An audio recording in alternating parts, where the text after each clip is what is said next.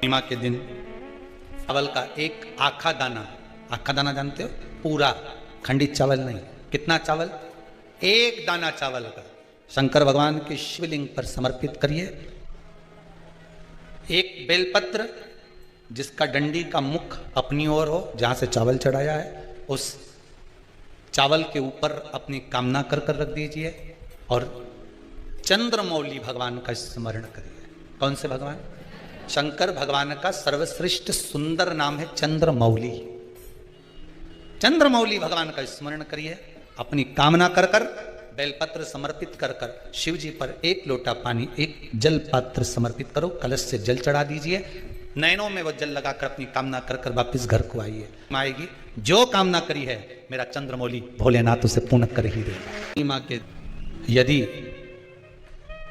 काया का रोग हो गया, मान लो शरीर कहीं से सफेद पड़ रहा है, कहीं से काला पड़ रहा है, शरीर में से खाल की फुकड़ी निकलना प्रारंभ हो गई हो, शरीर में काले काले चट्टे पड़ना चालू हो गए हों, या कोई विशेष रोग हो गया,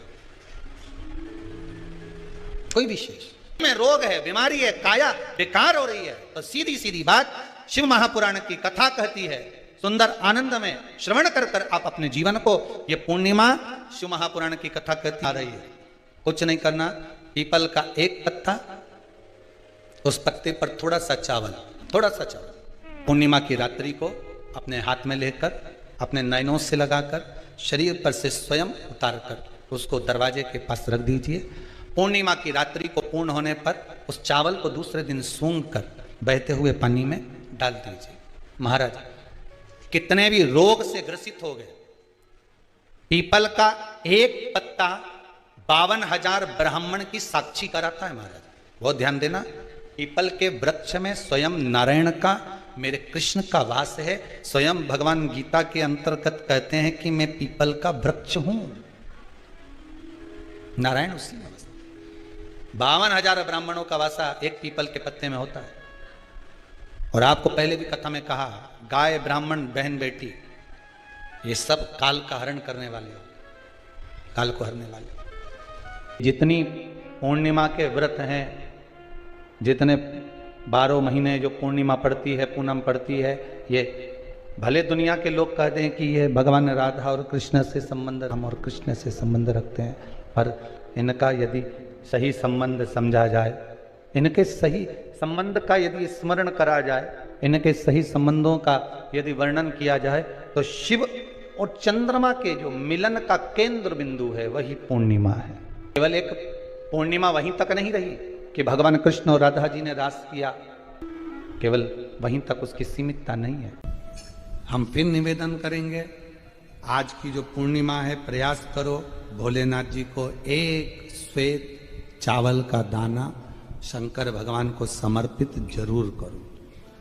और रात्रि के समय पर जब चंद्र पूर्ण आनंद के साथ में हो, और यदि कोई शरीर में बहुत ज़्यादा कोई रोग ग्रसित हो गया है, कोई चर्म रोग हो गया है, कोई शरीर में कोई भयंकर रोग हो गया है, तो छोटी सी बेलपत्र शंकर भगवान पर चढ़ी हुई चंद्रमा की रोशनी में चंद्रमौलेश्वर महादेव का नाम लेकर औषधि के रूप में उसको चबा चबा कर खा लो।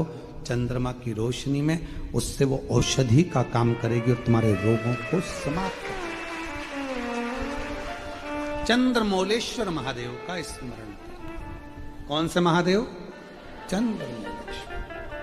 और चंद्रमौलेश्वर महादेव की, चंद्रमौलेश्वर। प्रदोष काल के समय पर वट वृक्ष के नीचे दिया लगाया जाता है। वट वृक्ष के नीचे लौंग का मात्र भोग रख दिया जाता है। लौंग मात्र, अगर वट वृक्ष के नीचे दिया लगाकर एक लौंग का जल या लौंग भगवान वटकेश्वर महादेव के नाम से भी अगर शिव को समर्पित करी है, तो ये निश्चित है कि कर्जा कितना भी भारी होगा वो कर्जा चूकेगा जरूर, और कहीं ना कहीं से लक्ष्मी की व्यवस्था देवाधिदेव महादेव करेंगे। लक्ष्मी पूर्णिमा के कितने व्रत होते हैं? बोलते जाओ, जरा जल्दी जल्दी बोलो। पूर्णिमा के नारियों को, स्त्रियों को अखंड सौभाग्य के लिए जो नारी वैधव्य नहीं होना चाहती है, उस नारी को पूर्णिमा के कितने व्रत करना चाहिए। जिस नारी के यहाँ संतान नहीं हो, औलाद नहीं हो, उसको पूर्णिमा के कितने व्रत करना चाहिए। जिस नारी का पुत्र, पति बहुत बीमारी से ग्रसित हो, लग रहा हो कि ये मेरा बेटा बहुत बड़ी बीमारी में घिरा हुआ है, तो नारी को कितने व्रत करना चाहिए। स्वयं भगवान कृष्ण ने माता यशोदा को द्वापर में भी बताया है कि पूर्णिमा के 32 व्रत होते हैं। कितने व्रत होते हैं? 32।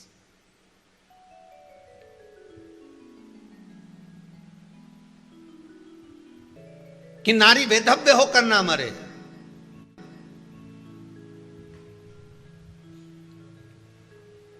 उसका पति कोई रोग से ग्रसित ना हो, उसका पुत्र किसी रोग में ना पड़े।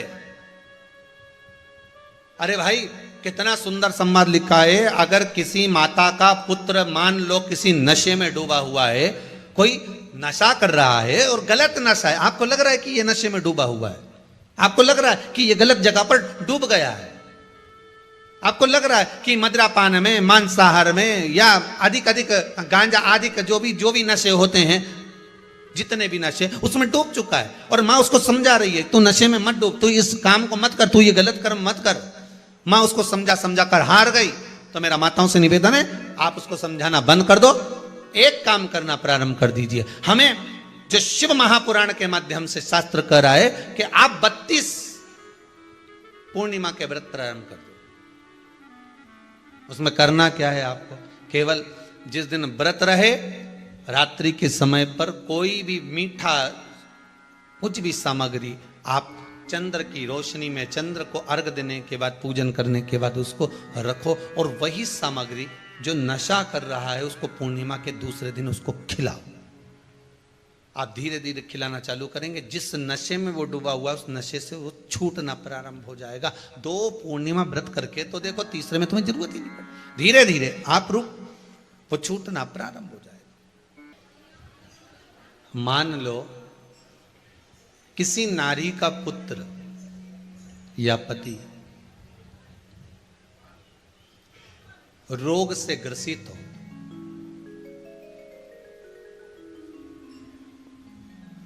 उसके पति की या पुत्र की आयु थोड़ी सी हो, तो हे कृष्ण, उस नारी को कौन सा व्रत धारण करना चाहिए या किसकी पूजन करना चाहिए? ये कुरुक्षेत्र की भूमि का संवाद है।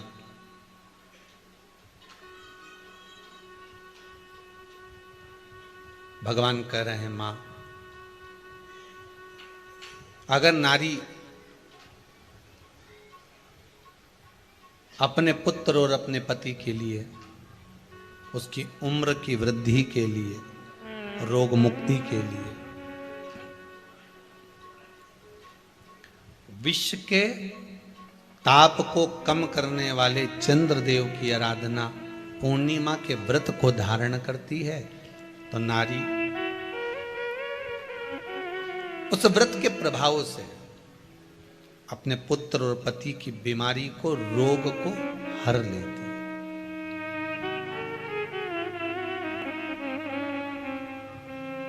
रोग का हरण कर लेती।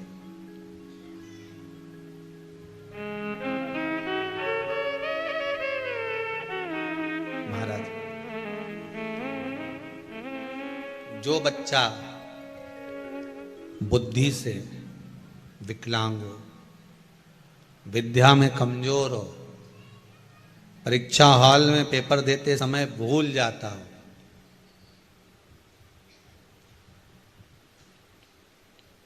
विवेक काम ना करता हो, तो निवेदन है, किसी भी पूर्णिमा की रात्रि को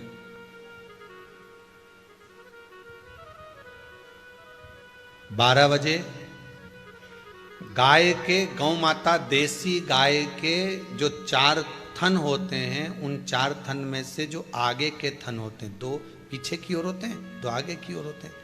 तो जो आगे के 2 थन हैं, उस थन का दूध निकलवा लिया जाए और उस दूध का कोई भी मीठा पदार्थ बनाओ तो ठीक है, ना बनाओ तो उसी दूध में शक्कर मिलाकर पूर्णिमा की रात्रि को, जो विवेक से कमजोर हो, बुद्धि से कमजोर हो, या याद करा हुआ सब भूल जाते हो, या आपके लिए भी है कोई चीज रखते हो भूल जाते हो, विवेक याद नहीं रहता, बुद्धि में इतना प्रबल बल नहीं आ पाता, याददाश्त कमजोर होती चली जा रही, तो किसी भी पूर्णिमा की रात्रि को 12 बजे गाय के आगे के 2 थन का दूध, उसमें कोई पदार्थ शक्कर गुड़ कुछ भी मिलाकर भगवान के चंद्रदेव की साक्षी में उसको पिला दिया जाए। महाराज बार बार पिलाने की जरूरत ही नहीं पड़ेगी, एक ही बार में काम कर जाएगा और विवेक पूर्ण तरह से कार्य करने लगेगा। देसी गाय के आगे के 2 थन का दूध बड़ा प्रबल होता है।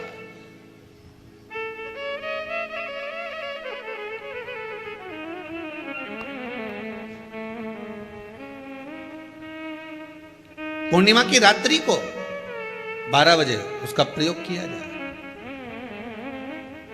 आप उस दूध को निकाल लो शाम के समय, रात्रि के समय ग्वाले से कहकर, जिसके यहां पर देसी गाय हो वहां निकलवा कर उसको रखा जाए, उसका पान करा जाए। महाराज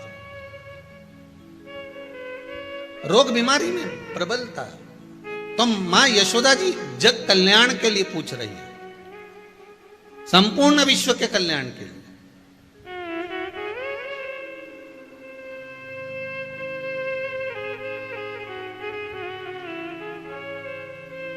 अरे कितना सुंदर संवाद है।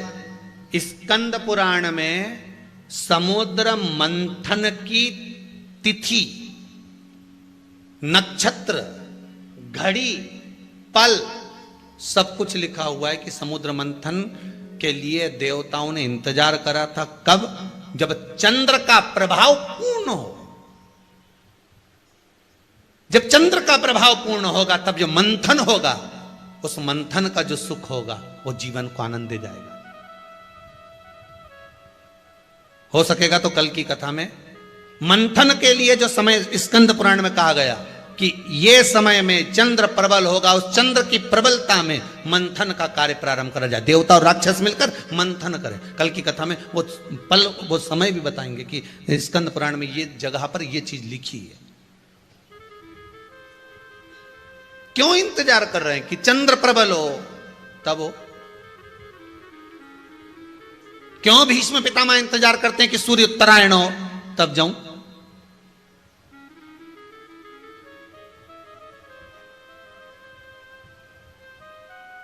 जब देवता 33 कोटि देवता उस चंद्र के इंतजार में रहते हैं कि ये चंद्र प्रबल होगा तब जाकर ये चंद्र यहां पहुंचेगा, तब जाकर हम मंथन करेंगे, तब जाकर वो अमृत मिलेगा और उस अमृत को देवता धारण करेंगे तो वो आनंद पा जाएंगे। तो हम क्यों शरद पूर्णिमा छोड़ें? हम क्यों एक एक पूर्णिमा छोड़ें? एक एक पूर्णिमा के महत्व को जानिए। कोई पूर्णिमा साधारण नहीं है, कोई प्रदोष साधारण नहीं है, कोई शिवरात्रि साधारण नहीं है। 12 महीने शिवरात्रि पड़ती है, 12 महीने में प्रदोष पड़ते हैं, पर 12 महीने पड़ते हैं। हम उसका महत्व ही नहीं जान पाते।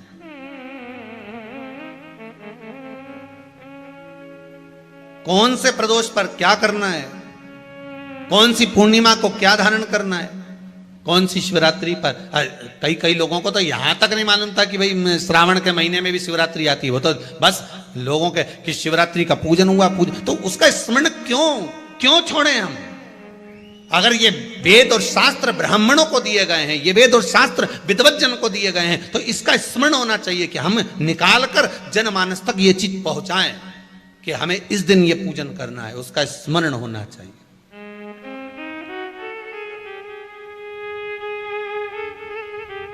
और वो सुख देने वाला।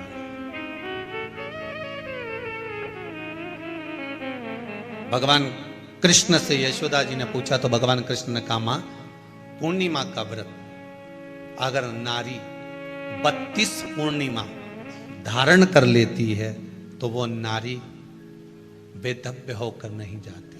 पर आप लोग व्रत जो करते हो ना, जो भी व्रत आप लोग उठाते हो, सोमवार का व्रत जैसे किसी माता जी ने उठा लिया और वो उठाने के बाद, हम तो शादी नहीं हुई थी ना जब भी सोमवार व्रत करते थे, अब शादी हो गई अभी भी हम सोमवार का व्रत कर रहे हैं, करे जा रहे हैं, करे जा रहे हैं, करे जा रहे हैं, पर उसका कोई उद्यापन नहीं करा, कोई संकल्प नहीं लिया गया कि मैं 5 करूंगी कि 16 करूंगी कि 25 करूंगी कि 31 करूंगी कि 21 करूंगी।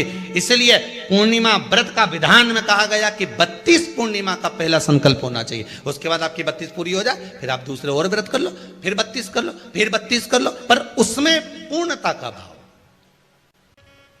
अभी तक किसी किसी के सोमवार और गुरुवार और शुक्रवार के व्रत ही पूर्ण नहीं हुए, अभी तक चल रहा है, अभी तक चल रहे हैं। हम तो सोमवार का व्रत करते हैं, हम तो शनिवार करते हैं, अब शनिवार करते करते 4 साल हो गए, 6 साल हो गए, 5 साल हो गए। भगवान को तो थोड़ा बहुत कुछ खिला पिला के उनको एक बार तो विश्राम दे।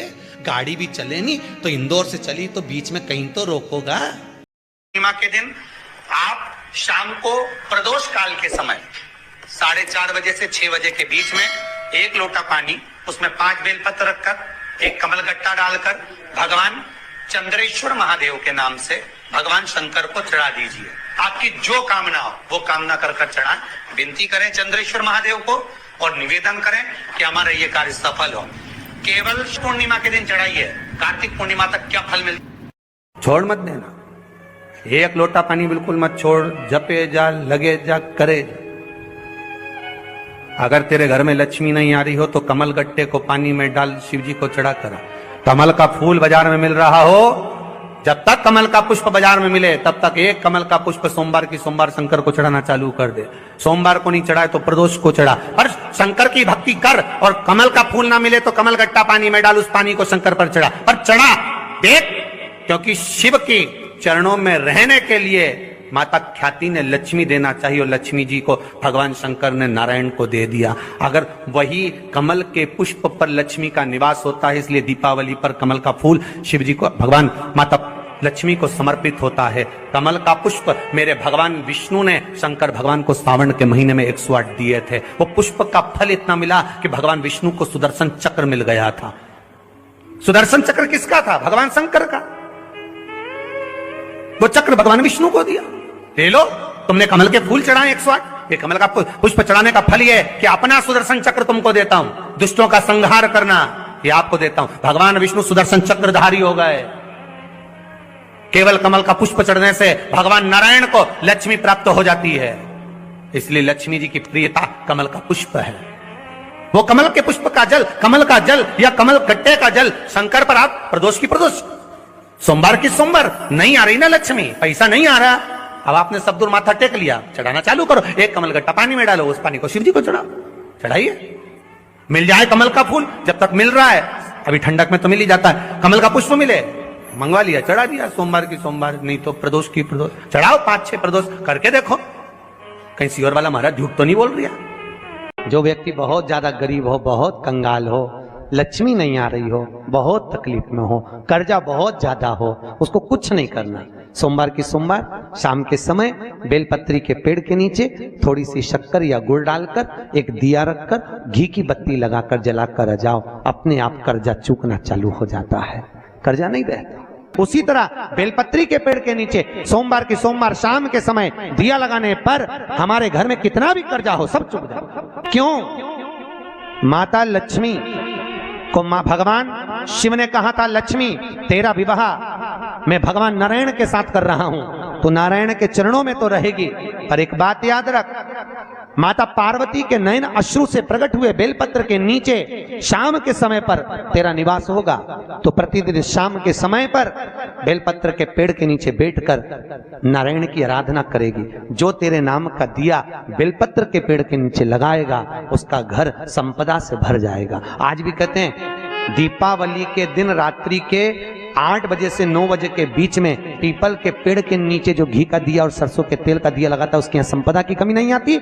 सोमवार के दिन जिसके घर में संपदा की कमी होती है, जिसके घर में कर्जा बढ़ जाता है, लक्ष्मी नहीं आती, बहुत टेंशन की जिंदगी जीता है मनुष्य, व्यापार चल नहीं रहा, बहुत तकलीफ का जीवन चल रहा होता है, तो आज भी नियम है महाराज कि सोमवार, शुक्रवार, ये 2 वार ऐसे हैं, इन 2 वार को यदि कटोरी में थोड़ा सा शहद रखकर, मधु रखकर यदि लक्ष्मी जी का स्मरण किया जाए और माता लक्ष्मी जी का स्मरण कर कर एक लाल पुष्प उस कटोरी के सम्मुख में माता लक्ष्मी का नाम लेकर रखा जाए और बाद में वही शहद, वही मधु और वही पुष्प सोमवार का दिन और शुक्रवार के दिन लक्ष्मी का पूजन कर कर, स्मरण कर कर, दूसरे दिन शुक्रवार के दिन पूजन करें, शनिवार के दिन उस मधु का, उस पुष्प का विसर्जन करें, सोमवार के दिन पूजन करें लक्ष्मी जी का स्मरण कर कर, और मंगलवार के दिन अगर विसर्जन करें, 5 या 7 सोमवार या शुक्रवार को यदि आप मधु का भोग लक्ष्मी जी को लगाना प्रारंभ कर दें, शिव का नाम स्मरण कर कर, तो उसके घर में कभी संपदा की कमी नहीं होती। लक्ष्मी उस संपदा को बढ़ा। सोमवार के दिन पंच बेलपत्र, पंच पुष्प, पंच दुर्वा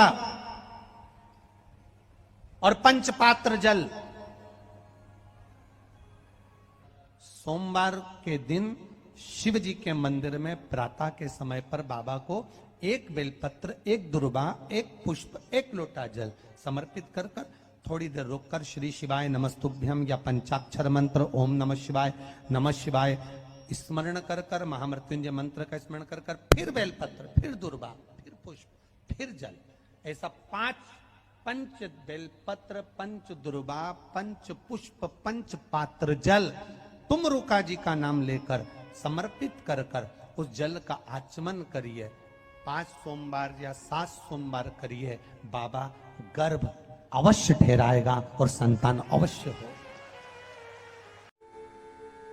स्कंद पुराण कहती है जिस व्यक्ति पर कर्जा बहुत ज्यादा मात्रा में हो जाता है और कर्जा चूकता नहीं है, आप बहुत प्रयास कर लिए, करोड़ों रुपए का कर्जा हो गया, यहां से लिया वहां दिया, वहां से उठाया वहां दिया, वहां से उठाया वहां दिया, तो निवेदन है कभी मौका लगे कर्जा मुक्ति के लिए सारे वृक्षों में अगर कोई श्रेष्ठ वृक्ष माना गया है तो वो बट का वृक्ष माना गया महाराज। इसलिए प्रशासनिक कार्य के लिए, मानसिक टेंशन में, परेशानियों में बटकेश्वर महादेव का स्मरण किया जाता है।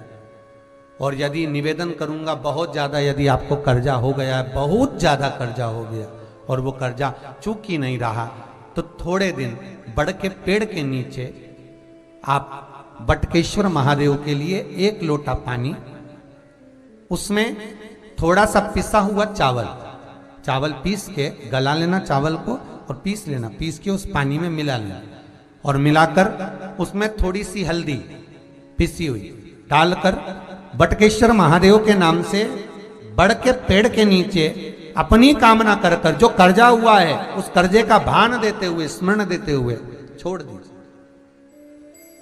महाराज। 2 या 3 सोमवार एक ही जगह पर करना, 3 सोमवार बाद वहीं से बड़ के पेड़ की थोड़ी सी जड़ उठा लाना और उस जड़ को एक कोई धागे में बांधकर या तो अपनी गले में डाल लो या अपनी जेब में पटक लो, उसको थोड़े दिन पटक कर रखना, लगभग 2 से 3 महीना पटक कर रखो। वो जड़ जैसे बड़ का पेड़ विस्तार होता है, पानी गिरे ना गिरे, जल वृष्टि हो ना हो, गर्मी पड़े ना पड़े, उसको कोई फर्क नहीं पड़ता, बड़ का वृक्ष आप रूप फैलता जाता, उसकी जड़ें अपने आप प्रबल होती है। उसी तरह ये बटकेश्वर महादेव कहीं से भी अगर जड़ आपके पास में रखी है 1 महीना, 2 महीना, 3 महीना तक, तो ये जड़ अपने आप लक्ष्मी को पकड़कर खींच कर लाती है और कर्जे से मुक्त कर देती। बटकेश्वर महादेव का स्मरण सुख का देना हो। अगर किसी कामना के वश अगर हम दीप लगा रहे हैं या हमारे मन में कोई भाव उत्पन्न है और हम बाबा से कहना चाहते हैं कि बाबा मेरा ये कार्य है आप पूर्ण करिएगा, तो फिर शिव मंदिर में भी लंबी बाती का दीप आप प्रदोष या सोमवार की अष्टमी या सोमवार या आप शिवरात्रि को बाबा से निवेदन कर कर लगा सकते हैं। हाँ, विशेष जब कोई एक बहुत बड़ी बात हो और आपके कार्य में कहीं अटकल हो रही हो तो एक ही दीप में दो बाती, शिव और शक्ति, लंबी बाती बनाई शिव और शक्ति के नाम से, दो बाती एक साथ एक दीप में भी लगा सकते हैं। पर कब? जब विशेष कोई आपका कार्य हो और वो अटक रहा हो, विशेष कोई कार्य, और आप बाबा से प्रार्थना कर रहे हो तो दो बाती का भी प्रयोग आप कर सकते हो। ऐसे शिव तत्व को जान